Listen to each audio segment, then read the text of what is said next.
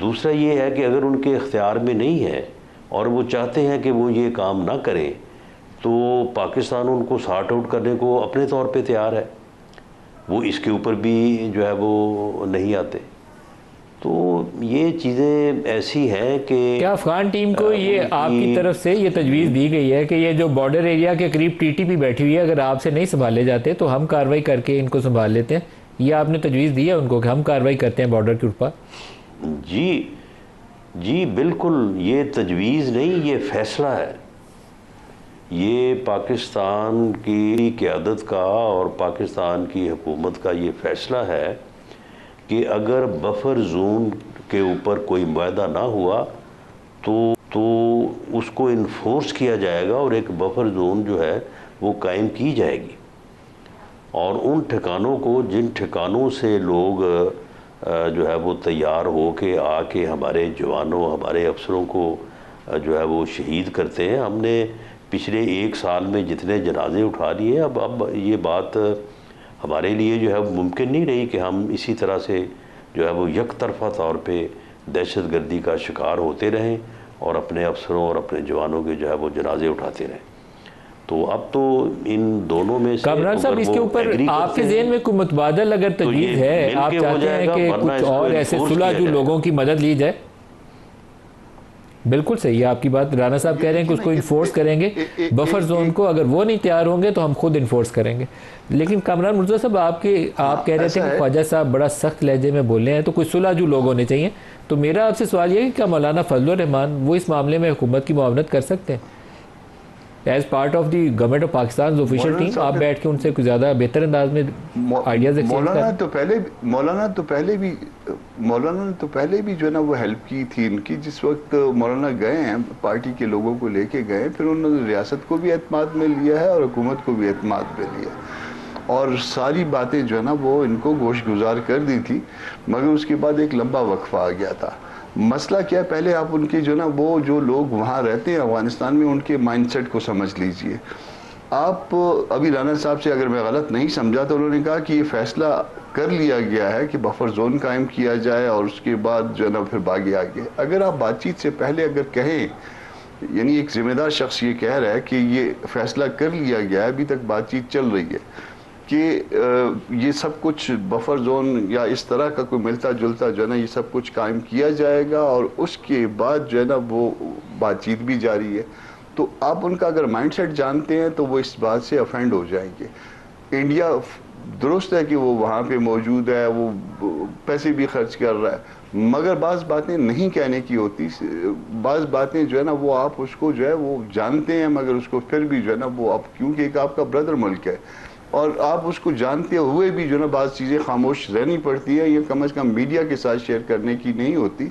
वो आमने सामने जब आप बैठते हैं, कामरान साहब जितनी भी अच्छे से डिप्लोमेसी करनी हो वो करनी चाहिए, मैं आपकी उस बात को सपोर्ट करूंगा, लेकिन पाकिस्तानी इलाकों में खून रेजी रोकना वो रियासत की जिम्मेदारी है। आप कभी ये टॉलरेट नहीं कर सकते कि आपके रोजाना 4-5 जो फौजी जवान शहीद हो रहे हो, पुलिस के थानों के ऊपर हमला आ रहा हो, वो आपकी जो डिप्टी कमिश्नर्स हैं, एसीज हैं, उनको अटैक किया जा रहा हो, तो दिस इज़ टोटली अनएक्सेप्टेबल। आपका तो स्टेट इंफ्रास्ट्रक्चर जो है वो इस काम के लिए बेसिकली कमिटेड है कि आपको रियासत का तहफ़्फ़ुज़ करना है, हर बंदे का तहफ़्फ़ुज़ करना है, हर शहरी का तहफ़्फ़ुज़ करना है, तो आप उसके लिए तो जाएंगे, आपको इंश्योर करना पड़ेगा। दुरुस्त है मलिक साहब, मगर उसमें देखिए ना कहीं पे बाज़ जगह माजी में चले जाएं तो हमारा भी कसूर बनता है इस सारे मामले में ना। अब उसको तो छोड़ दीजिए, जो हो चुका वो हो चुका, अब आगे दुरुस्त करना है।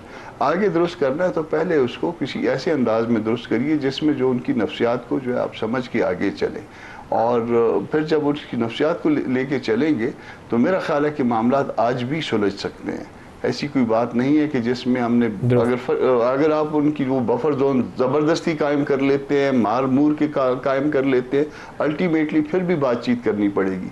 तो बेहतर यह है कि उस तरह से बातचीत कर ली जाए जिस तरह से कोई रास्ता निकल आए।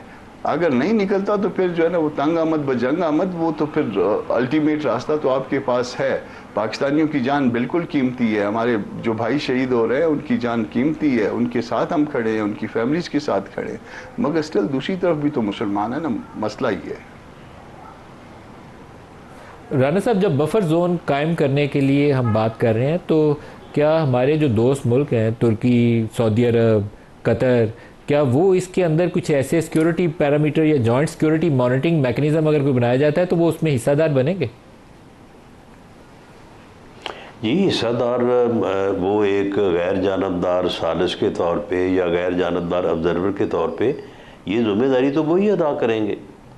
यानी अगर एक ऐसी कोई अरेंजमेंट की जाती है और उसकी ज़िम्मेदारी पाकिस्तान को दी जाती है या अफ़गानिस्तान को दी जाती है, तो उसकी वेरीफाइएबल जो सूरत है उसको तो कोई तीसरा फ़रीक ही जो है वो देख सकता है। तो तीसरा फ़रीक जो है इन दो ममालिक जिनके यहाँ ये बात हो रही है, तो उनसे ज़्यादा और कौन सा हो सकता है जिसके ऊपर उन्हें भी एतमाद है, हमें भी एतमाद है। देखें, हमारा जो मुतालबा है वो मुतालबा इतना मिनिमम है, इतना स्पेसिफिक है और इतना वो यानी लोएस्ट, हम सिर्फ अपनी हिफाजत चाहते हैं। यानी इसमें हमारा तो कोई इसके अलावा और कोई मुतालबा ही नहीं है कि भाई आपकी तरफ से ये लोग हैं, ये बैठे हैं, ये देखें ये आ रहे हैं, इसके बाद इन्होंने ये किया है, ये यहाँ पे मारे गए हैं, ये इनकी आइडेंटिफिकेशन है, जो भाग गए हैं वो इस रास्ते से भागे हैं, और इन लोगों को ये जो यहाँ पे बैठे हैं आप इन लोगों को या रोकें या हमें रोकने दें, या अगर आप इनको रीलोकेट नहीं कर रहे तो फिर दरमियान में कम से कम एक ऐसी बफर जोन हो कि उसमें जो है वो इस चीज़ को जो है वो रोका जा सके या उसको चेक किया जा सके कि भाई ये लोग जो हैं ये कोई इस मकसद के लिए आ रहे हैं या कोई अदरवाइज़ कोई मामला है। तो इसमें अब इससे जो है वो पोलाइट या इससे जो है वो नीचे बात और क्या हो सकती है? फिर तो यही हो सकता है कि जी ठीक है, आप आएँ और आके यहाँ पे दहशतगर्दी करें और हमारे लोगों को शहीद करें और उसके बाद वापस चले जाएं, तो हम आपको जो है वो ना रोकें, ना आपके ऊपर एतराज़ करें और आपको ये काम करने दें।